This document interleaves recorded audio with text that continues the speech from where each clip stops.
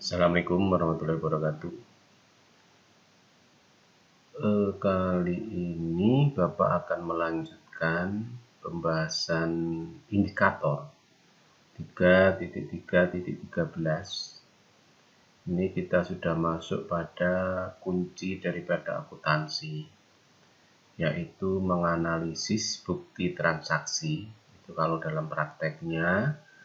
Tapi karena kita masih dalam belajar di sekolah, maka bukti transaksinya kita ganti dengan kalimat transaksi ke dalam jurnal umum perusahaan jasa.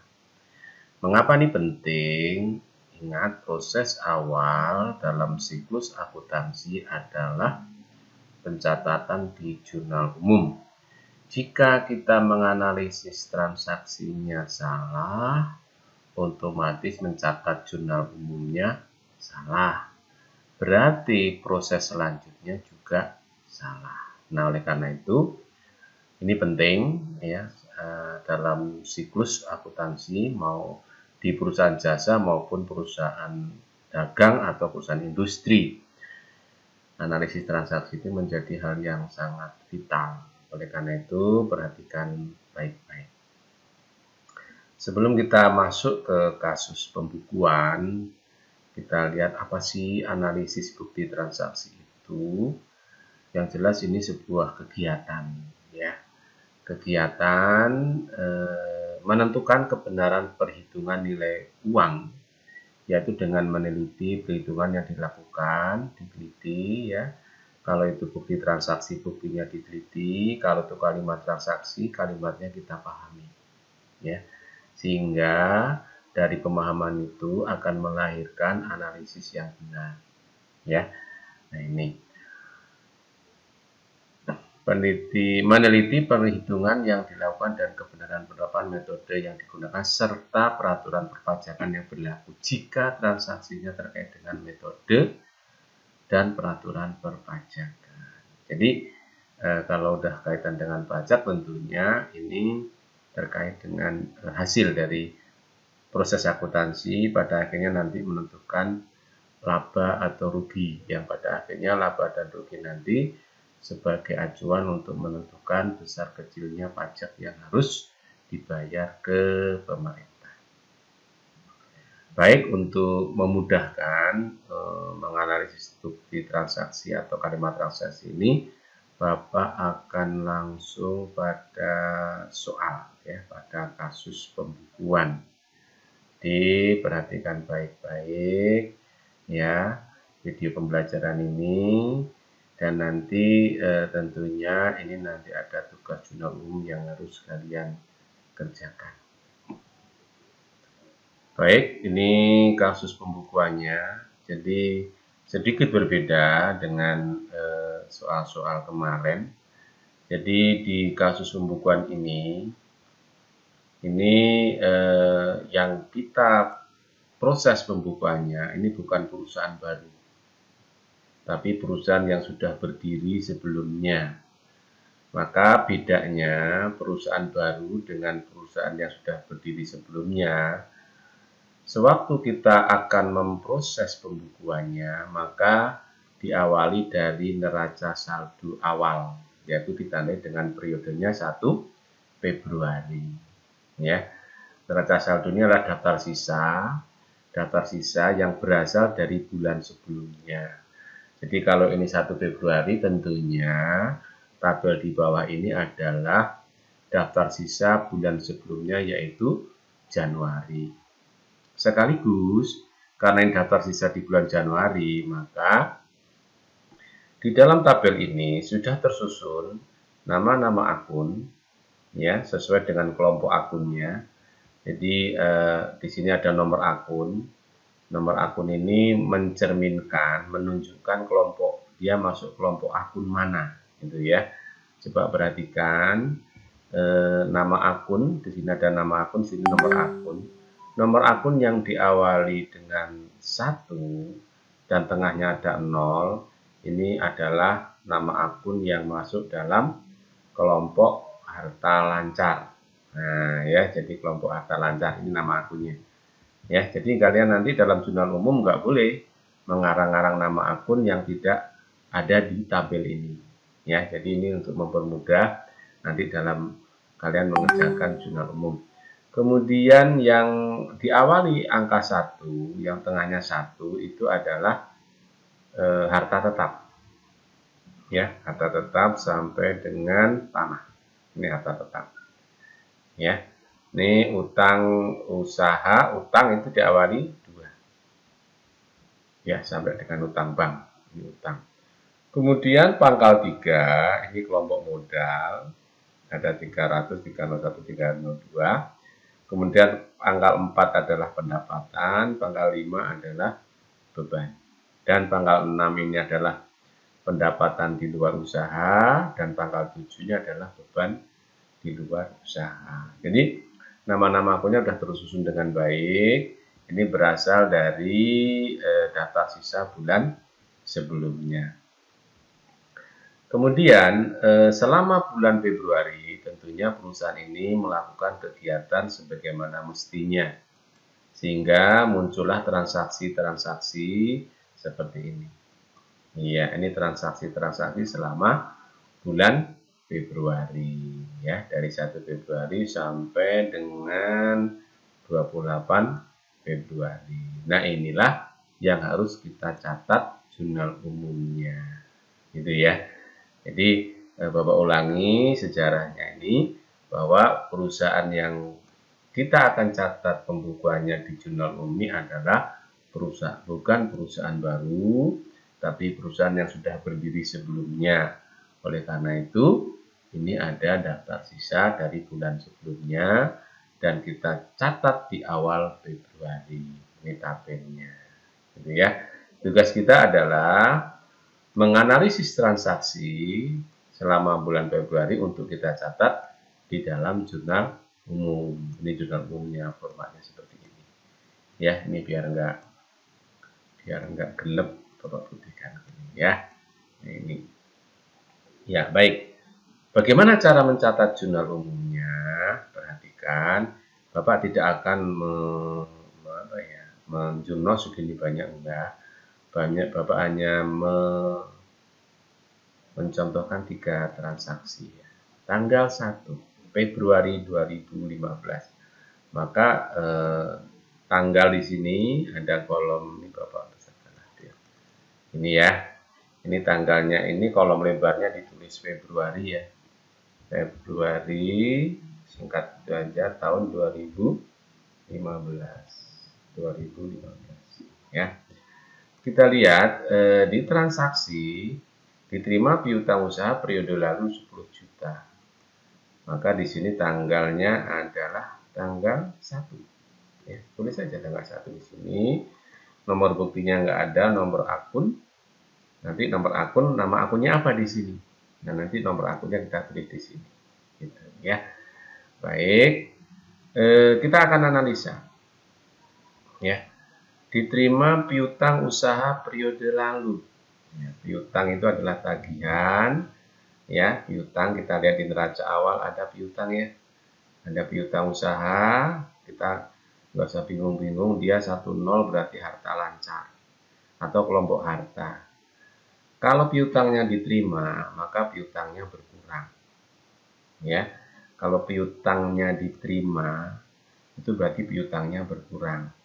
Piutang kelompok harta berkurang di sebelah kredit. Nah, maka dilihat tabelnya nanti ya di video pembelajaran sebelumnya. Jadi itu. Tapi di sisi lain, karena piutang diterima, piutang ini tagihan, ibaratnya kita menagih terus dapat uang. Nah, gitu ya. Nagih ke seseorang, piutang itu orang lain utang sama kita. Nah, kita tagih, dapat uang kan ya. Nah, dapat uang berarti kasnya bertambah. Kas termasuk kelompok harta, bertambah di sebelah debit. Nah, analisanya gitu ya. Ini sengaja nggak Bapak tulis biar kamu dengar. Ya nanti diulang-ulang. Bagaimana cara mencatatnya? Ini aturannya. Dalam membuat jurnal umum, maka yang kita catat terlebih dahulu adalah nama akun yang ada di debit. Ya, tadi apa namanya nama akun di debit? Adalah kas ya. diterima piutang usaha, piutang usahanya berkurang, dia di sebelah kredit. Di sisi lain karena menagih piutang dapat uang, maka kasnya bertambah, kas masuk kelompok harta, dia bertambah di debit, maka debitnya kita tulis kas. Ini ya, kas. Nah, dalam menulis, ya ini aturannya, perhatikan. Dalam menulis nama akun, ya ini Bapak tambah ya. Dalam menulis nama akun, kalau dia di sebelah debit, maka dia mepet sebelah kiri sini. Ya, nanti sebesarnya berapa? 10 juta. Ini ya, ada. Nah, kalau yang kosong dia RP strip. Nah, ini ya. Nomor akunnya berapa di sini? Nomor akunnya dilihat di neraca awal. Kas adalah 100. Iya, ya. Kemudian tadi apa yang berkurang? Yang berkurang adalah piutang usaha. Nah, dalam menulis piutang usaha, dia agak masuk ke dalam sini. Karena dia akan kita catat di sebelah usaha, di sebelah kredit. Sini ya, 10 juta. Nah, seperti ini. Oke. Iya. Nah, ya. Ini seperti ini ya. Nomor akunnya berapa? Kita lihat di neraca awal, piutang usaha itu 101. Oke.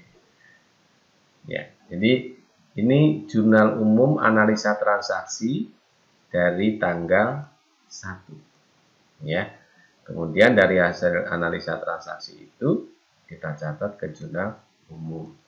Kesimpulannya apa? Menganalisa transaksi itu ya harus melahirkan minimal 2 nama akun. Yang satu ditaruh di debit, yang satu ditaruh di kredit. Minimal ya, minimal 2 nama akun. Benar ya? Minimal 2 nama akun, satu di debit, satu di kredit. Oke. Baik, tanggal 2. Tanggal 2 ini ya. Tanggal 2. Tanggal 2 kita akan lihat apa transaksinya ya. Tanggal 2 ini dibayar sebagian utang bank 15 juta rupiah. Ya. Oh ya, tadi tanggal 1 itu 10 juta dari mana? Pasti kan gitu ya tanya. Karena ini periode yang lalu, maka di neraca awal ini. Ya. Nih, piutang usahanya kan 23 juta nih. Ditagih dapat 10 juta. Nah, gitu ya.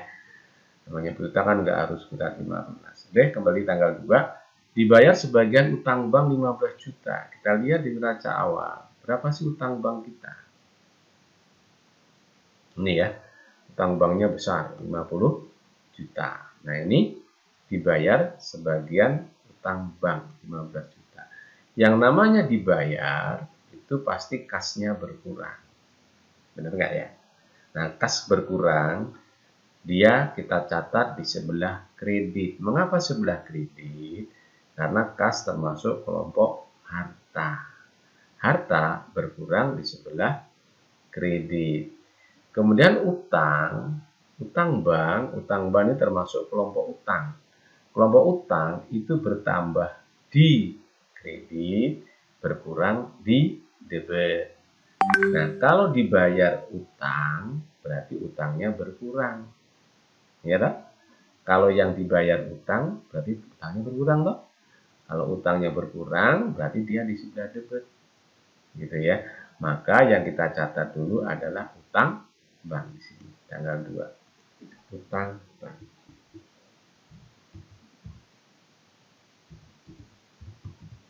Ya. Seperti ini, 15 juta rupiah. Nah, itu ya. Kemudian kita bayar utang bank tadi pakai kas, berarti kasnya berkurang. Kas berkurang di sebelah kredit. Ini ya, kas. Berapa angkanya? Ya 15 juta. Ya, jadi seperti itu. Nah, nomor akunnya berapa? Ya kita lihat di neraca awal. Utang bank itu nomor akunnya 204. 204 kas 100 ya. Jadi ini yang tanggal 2. Oke, yang masih bingung nggak apa-apa, karena memang ini juga yang langsung paham, langsung bisa, luar biasa. Yang belum bisa itu ya biasa. Tapi yang terpenting dan yang terbaik kalian berusaha untuk bisa. Nah, itu lebih baik dari yang lainnya. Oke, tanggal 3. Nah, tanggal 3 kita tulis dulu tanggal 3 ya. Tanggal 3 diterima borongan bodi mobil maksudnya ya. Diterima borongan bodi repair mobil Kijang 10 juta. Diterima borongan bodi repair mobil Kijang 10 juta. Nah, ini berarti diterima borongan. Ini sudah dibayar belum ya? Diterima borongan bodi repair. Jadi mereparasi bodi mobil. Ya, borongan. Nah, ini ya 10 juta rupiah. Yang jelas ini belum dibayar. Kalau belum dibayar ya, ini nanti akan munculkan nama akun piutang ya. Jadi kita dapat borongan dandan bodi mobil nilainya 10 juta. Itu belum kita kerjakan bodi mobilnya, tapi sudah ada angkanya. Nah, itu sudah dalam akuntansi sudah masuk kelompok pendapatan. Nah, berarti di tanggal 3 ini pendapatannya bertambah. Kalau di tabel itu kalau pendapatan bertambah di sebelah kredit. Nah, di debitnya apa? Karena ini duitnya belum diterima, maka dia masuk ke piutang usaha. Maka di sini berarti di tanggal 3 ini di sini adalah piutang usaha bertambah. Ya toh? Kan bertambah ya. 10 juta. Ini 1 juta ya salah. 10 juta 23 ini ya. Piutang usaha, kenapa piutang usaha? Karena duitnya belum diterima. Baru ya. Ini ya. Jadi karena duitnya belum diterima ya, tapi nilai angkanya sudah ada. Kemudian ini juga belum dikerjakan, tapi kita boleh mencatat sebagai pendapatan. Jadi nanti setelah selesai kan duit ini kita terima, berarti piutangnya nanti jadi kas gitu ya. Nah, ini berarti di sini di kreditnya adalah pendapatan usaha. Benar ya nama akunnya? Pendapatan usaha, jangan pendapatan bengkel ya. Pendapatan bengkel nama akunnya 401, pendapatan bengkel agak masuk ya seperti ini. Pendapatan bengkel. Oke. Di sini 10 juta. Oke, nomor akunnya 40. Oke. Jadi seperti ini ya cara membuat jurnal umumnya. Nanti ini akan menjadi tugas kamu di Edmundo. Nanti silahkan diteruskan sampai dengan tanggal 28. Nah, dalam proses pengerjaan ini kalian boleh tanya ya. Boleh tanya lewat WA atau nanti kalau memang kelas kamu ingin bersama-sama Google Meet membahas tugas ini juga enggak Bapak bersedia aja di luar, mungkin malam juga nggak apa-apa. Yang penting kalian kompak, ya kompak dalam pengertian misalnya di satu kelas kita nanti malam Google Meet bahas akuntansi, gitu. Boleh. Ya tapi kalau enggak ya nggak apa-apa. Ya tadi terlupakan ya, jadi bengkel mobil judulnya tetap ada ya, bengkel berkah jurnal umum ini per 28 ya, 28 Februari.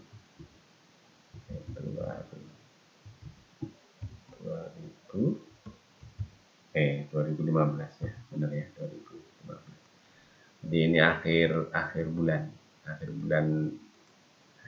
ya. Oke ya, jadi nanti kalau sudah selesai itu jumlahnya di sini harus sama. Kita nanti di sini ada ada jumlah ya, jumlah. Jadi debit kreditnya harus sama ya. Debit kreditnya harus sama.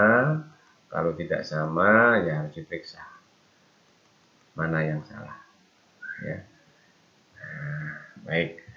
Jadi itu ya cara menganalisa transaksi dan mencatatnya di dalam jurnal umum ya. Terima kasih. Assalamualaikum warahmatullahi wabarakatuh.